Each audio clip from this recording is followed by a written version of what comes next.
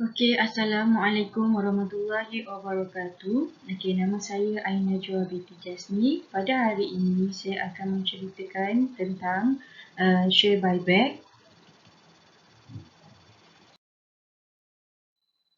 Okey, Alhamdulillah syukur kepada Allah kerana saya dapat menghasilkan ibu pertama saya dalam subjek investment. Okey, penulisan ini adalah sedikit ilmu yang dipelajari dan dikaji sepanjang semester ini untuk manfaat kita bersama pada masa akan datang. Justru aspirasi ini teristimewa buat pensyarah dan sahabat seperjuangan yang banyak memberi bantuan dan sokongan dorongan dalam menyiapkan karya penulisan ini. Ucapan terima kasih juga ditujukan kepada Profesor Madya Dr. Nuradli Rizwan Shah bin Dali di atas tunjuk ajar dan panduan yang diberikan oleh Dr. Nuradli dalam menyediakan buku share buyback ini. Tanpa kerjasama dan sokongan daripada semua pihak, saya tidak mungkin dapat menyiapkan buku ini. Sekali lagi saya mengucapkan setinggi-tinggi penghargaan dan terima kasih kepada semua yang terlibat secara langsung dan juga tidak langsung. Akhir sekali saya memohon maaf jika ada penulisan saya tidak mendapati citarasa pembaca dan insya-Allah penulisan ini akan diperbaiki dari semasa ke semasa. Buku ini adalah bertujuan kepada kita untuk mula berjinak dengan pelaburan saham. Okey, sekarang mari kita lihat isi kandungan. Okey, muka surat pertama saya meletakkan pentadbiran pada muka surat 2 hingga 4 dedikasi dan dalam ni ada empat bab iaitu pengenalan, apakah itu share buyback, itu saya letakkan juga nota ringkas. Okey, bab kedua saya letak kaedah share buyback. Bab ketiga saya letak kenapa syarikat perlu buyback saham.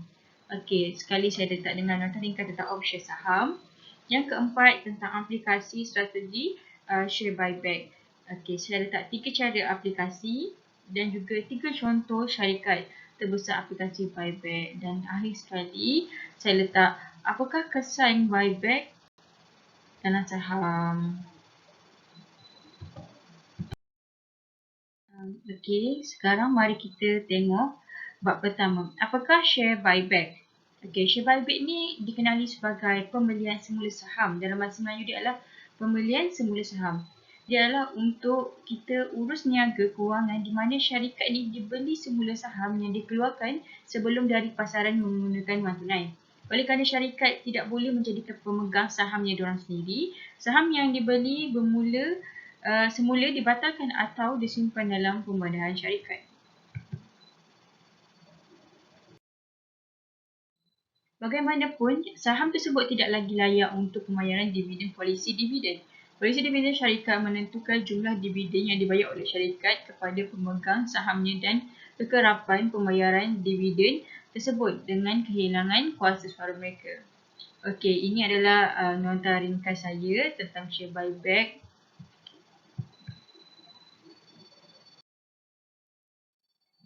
Bab kedua, kaedah share buyback. Kaedah share buyback ni adalah dia melibatkan pengurangan jumlah saham yang belum dijelaskan dan menaikkan harga untuk baki saham. Sama seperti pembayaran dividen. Cuma pembayaran dividen dia ada perbezaan sedikit lah dengan share buyback. Dia tidak sama 100%. Okey, share buyback boleh digunakan untuk mengalihkan modal yang dilaburkan kembali kepada pemegang saham. Secara amnya, share buyback ni dia boleh dilakukan dengan menggunakan operasi pasar terbuka, tawaran tender harga tetap, tawaran tender perlindungan belanda atau lindungan langsung dengan pemegang saham.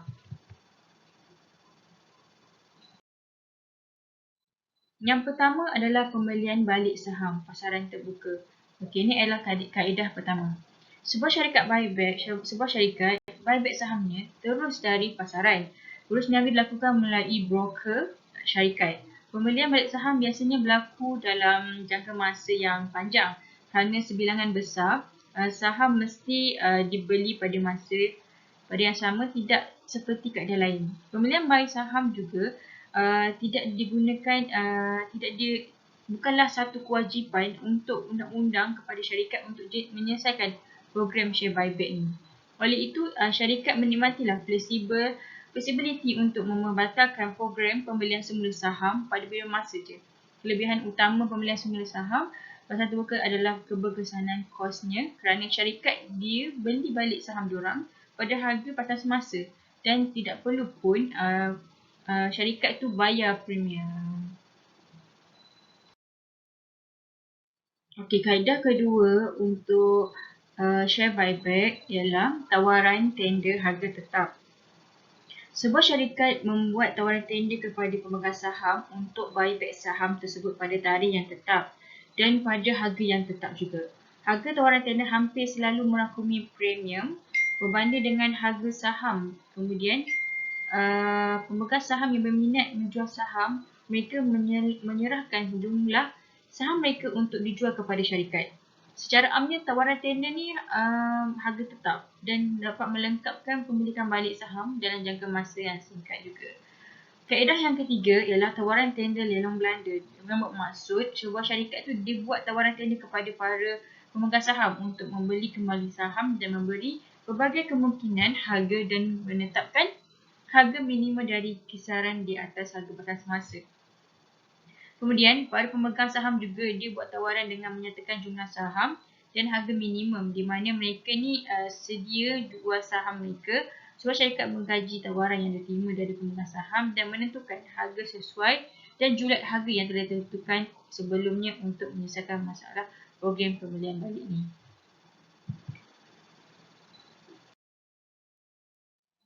Kelebihan utama lelongan Belanda adalah membolehkan syarikat mengenal pasti harga beli balik terus dari pemegang saham.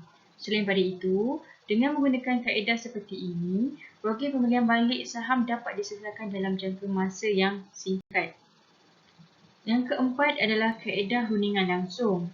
Syarikat secara langsung menghampiri satu atau beberapa company yang besar untuk buyback saham syarikat daripada mereka. Dalam senario seperti itu, harga pembelian saham termasuk premium.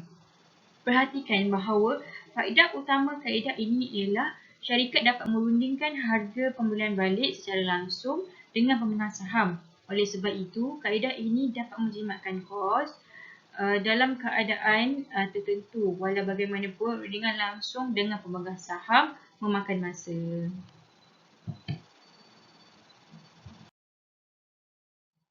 Okey, bab ketiga, saya akan menerangkan kenapa syarikat ni perlu bayar buyback.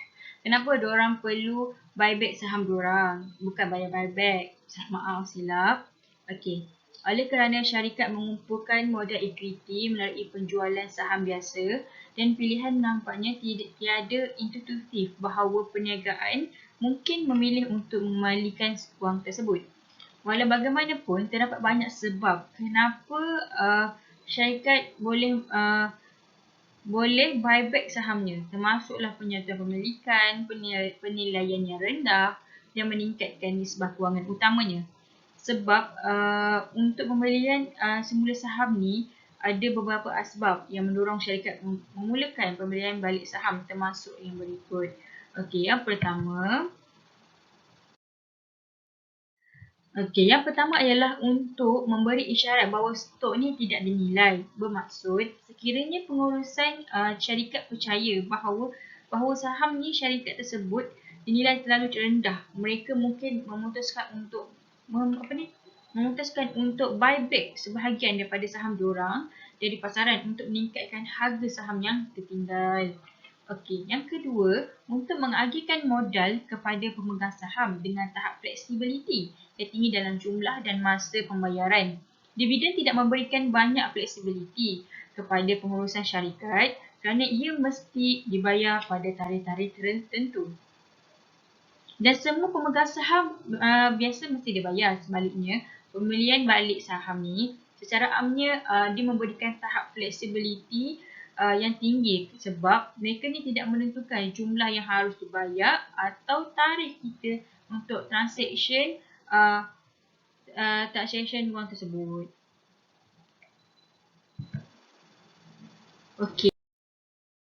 Okey, sebab ketiga kenapa syarikat perlu share buyback saham diorang. Okey, Yang ketiga ialah untuk memanfaatkan faedah cukai. Share buyback boleh menjadi alternatif yang baik untuk pembayaran dividen di negara-negara di mana kadar cukai keuntungan modal iaitu wang yang diterima oleh pemegang saham dari pembelian balik saham dianggap sebagai keuntungan modal lebih rendah daripada kadar cukai dividen. Sebab yang keempat, untuk menyerap kenaikan jumlah saham yang tertunggak kerana pelaksanaan option saham. Apa tu option saham? Nanti saya terangkan apa option saham. Okey, syarikat yang menawarkan pilihan saham sebagai sebahagian pakej pampasan kepada pekerjaan biasanya memulakan buyback stock. Rasionya di sebalik praktik ini adalah bahawa apabila pekerja syarikat menggunakan option mereka, jumlah saham tertunggak pun meningkat. Untuk mengekalkan tahap saham beredar yang optimum, sebuah syarikat membeli sebahagian saham dari pasaran. Ya, lontar ringkas saya tentang option saham yang tadi. Di Malaysia, option saham ni lebih merujuk kepada waran sebenarnya. Kita ada dua jenis option, iaitu waran dan juga waran option berdiri. Okey, saya terangkan sedikitlah apa itu option saham. Waran atau waran option ni beli pada asasnya memberi hak, tapi bukan kewajipan lah kepada pemegang saham pun. Cuma saham berdasar underlying share pada harga yang tertentu dengan jangka masa yang ditetapkan. Ia adalah cara yang murah untuk melabur dalam saham syarikat tersenarai tanpa perlu membayar jumlah yang penuh. Pemegang waran atau waran option beli tidak mempunyai hak mengundi atau hak dividen seperti mana diberi kepada pemegang saham. Oleh sebab pemegang waran atau waran option beli, anda tidak layak pun untuk bersuara dalam keputusan-keputusan yang dibuat oleh pihak pengurusan syarikat. Sebab yang kelima ialah untuk digunakan sebagai pertahanan pengambil alihan yang bermusuh. Okey, apa benda yang pengambilan yang bermusuhan ni? Okey, saya akan terangkan sedikitlah. Sekiranya terdapat ancaman yang pengambilan bermusuh pengambil alihan bermusuhan dalam menggabungkan dan pengambil alihan iaitu M&A adalah pemerolehan syarikat sasaran oleh syarikat lain. Disebut sebagai pemeroleh. Dengan pergi terus ke pemegang saham syarikat sasaran, baik dengan membuat tawaran tender ataupun diorang melalui suara proksi. Okey, perbezaan antara pihak yang bermusuh dan ramah. Pengurusan syarikat sasaran dapat membeli kembali sebagian sahamnya dari pasaran sebagai strategi pertahanan. Matlamat strategi pertahanan adalah untuk mengurangkan peluang pengambil alihan memperoleh kepentingan pengendalian terhadap syarikat sasaran.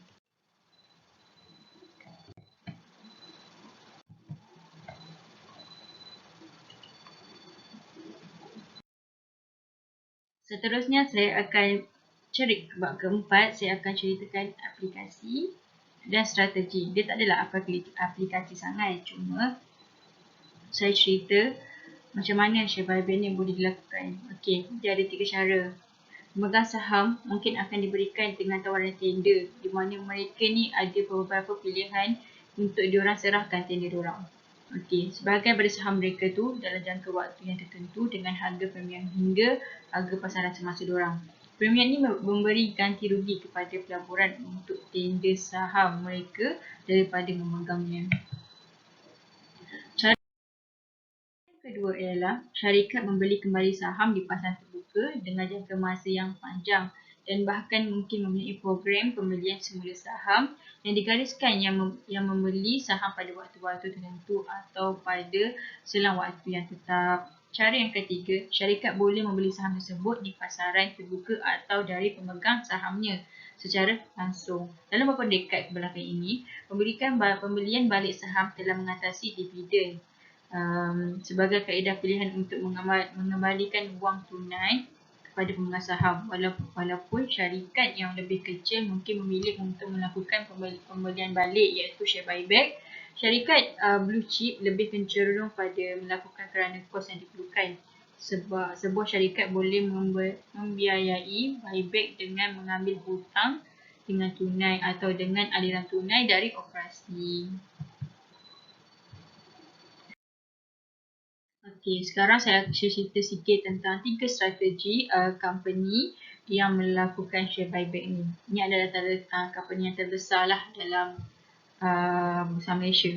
Okey, satu perkara yang syarikat yang berjaya suka dengan tunai berlebihan mereka adalah untuk buyback saham mereka dengan sendiri. Apa yang lazimnya dirujuk sebagai program iaitu beli balik, iaitu buyback ataupun buyback stock. Dalam bahasa Inggeris dia adalah saham beli balik. Program-program ini datang dalam semua perisa yang berbeza. Setengah sangat agresif dalam share buyback ni sehingga sampai terjadinya kemerosotan dalam company tersebut. Okey. Sesuatu yang meningkatkan pendapatan saham syarikat ialah EPS dengan cara yang material. Lain-lain dilakukan hanya untuk mengimbangi pencarian dalam jumlah saham syarikat yang berlaku akibat daripada perkara-perkara seperti pampasan berasaskan saham. Ini adalah 3 syarikat berteknologi besar. Okey, Apple, Microsoft dan Micron. Okay. Sekarang ni saya akan cerita tentang company Apple dululah. Okey. Apple membuat produk-produk seperti iPhone, iPad dan Mac benar-benar suka membeli semula sahamnya sendiri. Diorang memang suka sangat beli saham diorang. Maksudnya buyback saham mereka. Seperti yang dapat anda lihat dalam carta di bawah ni adalah aktiviti pembelian balik yang agresif Apple dalam membawa kepada pengurangan dramatik dalam bilangan saham yang telah cemerlang. Kerana dedikasi yang konsisten oleh syarikat untuk membeli balik stoknya sendiri, apabila ia melaporkan hasil pendapatannya, EPS diorang iaitu lebih tinggi daripada dinyatakan kerana EPS dikira dengan membahagikan pendapatan bersih syarikat itu. Keuntungan selepas cukai maksud dia. Okey, kiranya dah tolak cukai, kiranya keuntungan diorang lagi meningkat daripada biasa oleh bilangan saham yang belum dijelaskan. Semakin kecil bilangan saham yang beredar, semakin besarlah EPS diorang. Apple tidak selesai sama ada menurut pengumuman tahunan terbaru syarikat. Ini saya ambil daripada blogger yang cerita tentang Apple ni juga. Ini pada tahun 2018 lah. Okay. Daripada 100 bilion yang lembaga pengarahnya diberi kuasa pada Mei untuk share buyback saham diorang, hanya 29 bilion je yang telah digunakan sehingga 29 September 2018 yang meningkatkan 71 bilion dalam program tersebut.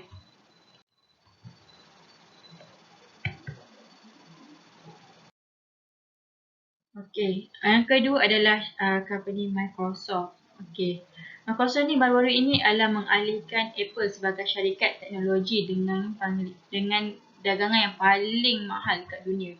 Okey, atas ni adalah salah satu graf. Sama seperti Apple, Microsoft telah membelanjakan dan terus membelanjakan dengan ketara untuk buyback sahamnya sendiri. Walaupun kadar buyback Apple selama bertahun-tahun telah jauh lebih bertenaga, lembaga pengarah Microsoft menerbitkan program pembelian semula sebanyak 40 bilion macam Apple tadi 100 bilion pada bulan Mei. Okey, kalau yang untuk Microsoft 40 bilion pada 20 September 2016, syarikat pemfailan suku tahunan yang paling baru-baru ini. Syarikat itu masih mempunyai 25.6 bilion dalam program tersebut pada 30 September 2018. Bermakna bahawa dalam jangka masa 2 tahun ia hanya membeli dia hanya buyback saham diorang bernilai 14.4 bilion. Saya berharap dapat melihat jika Microsoft ni meningkat kadar program pembelian semula di tempat yang akan datang, atau jika ia berpuas hati dengan pendekatan yang lebih beransur-ansur yang diambil.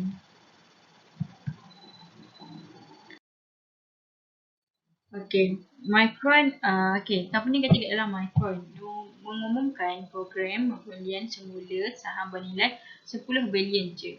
Okey, walaupun itu tidak cukup di tempat yang sama seperti membeli balik sebanyak 40 bilion Microsoft, apalagi kebenaran besar pembelian semula 100 bilion kan untuk Apple. Ukuran pembelian balik perlu dipertimbangkan dalam konteks pemodelan pasaran syarikat. Kapitalisasi pasaran Microsoft dan Apple masing-masing di utara 700 bilion, sementara Micron saat ini sekitar dalam 35 bilion. Pada suhu terakhir, Micron meraih saham bernilai sebanyak 1.8 bilion.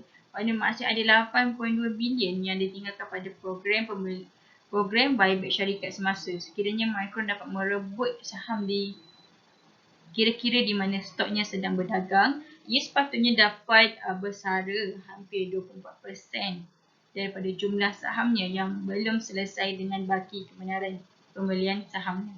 Malah dengan mengambil kira pencairan yang mikron akan dapat dilihat daripada papasan baki 8.2 bilion yang digunakan untuk membeli balik saham dengan lebih cepat dan sepatutnya. EPS ni akan lebih bermakna lah.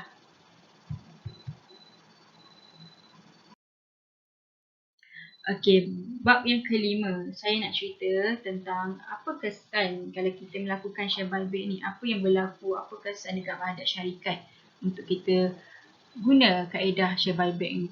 Okey, setiap syarikat yang tersenarai di bursa saham mempunyai sejumlah saham yang tertunggak yang sedang beredar. Tadi saya ada juga tengok kat TradingView, adalah beberapa company yang buat buyback. Okey. Apabila syarikat membeli semula sahamnya sendiri, ia melakukan dengan tujuan untuk mengeluarkan saham tersebut dari edaran. Ini bermaksud saham dibeli dan diletakkan di pembendaharaan syarikat. Apabila saham dikeluarkan dari edaran, terdapat lebih banyak jumlah saham yang tertunggak. Ini menjadikan setiap saham tertunggak itu lebih berharga.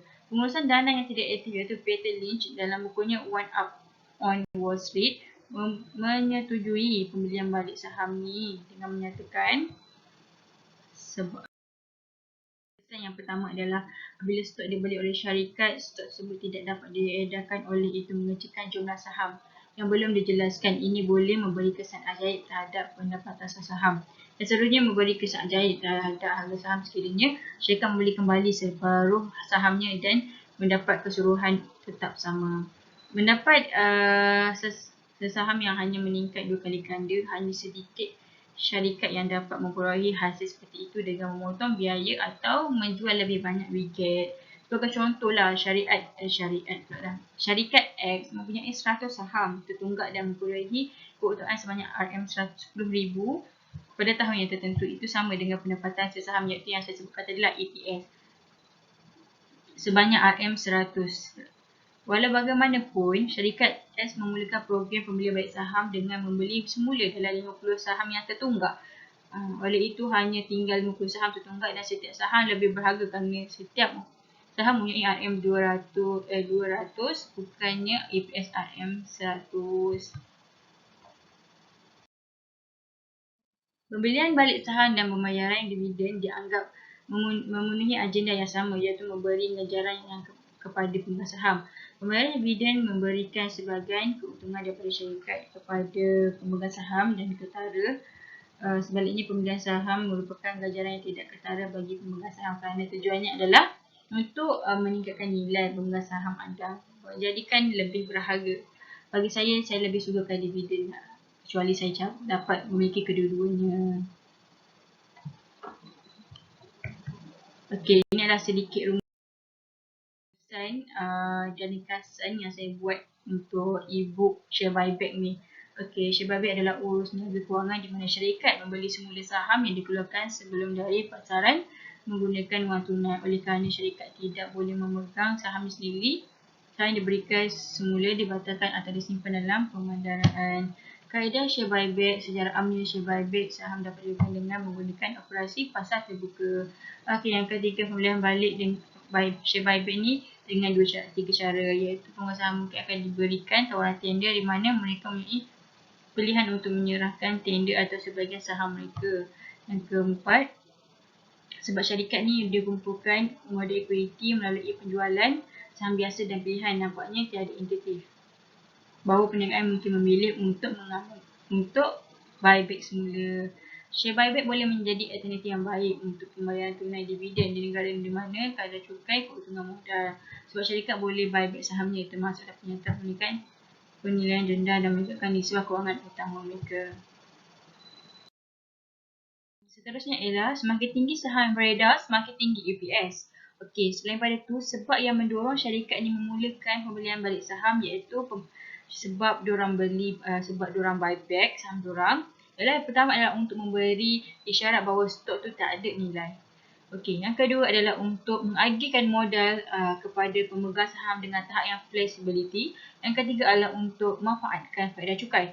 Yang keempat, untuk kenaikan jumlah saham yang tertunggak sebab pelaksanaan option saham. Okey, yang kelima adalah untuk digunakan sebagai pertahanan pengambil alihan yang bermusuhan. Okey, yang seterusnya adalah apabila saham dikeluarkan dari edaran, terdapat lebih banyak jumlah saham tertunggak. Ini menjadikan setiap saham tertunggak tu lebih bernilai. Yang seterusnya adalah apabila setiap dibeli oleh syarikat, stok tersebut tidak dapat diedarkan, oleh itu mengecilkan jumlah saham yang belum dijelaskan. Ini boleh memberi kesan ajaib terhadap pendapatan sesaham. Okey, yang akhir sekali, pembelian balik saham merupakan ganjaran yang tidak ketara bagi pemegang saham, kerana tujuannya adalah untuk meningkatkan iaitu nilai pegangan saham anda, menjadikan lebih berharga.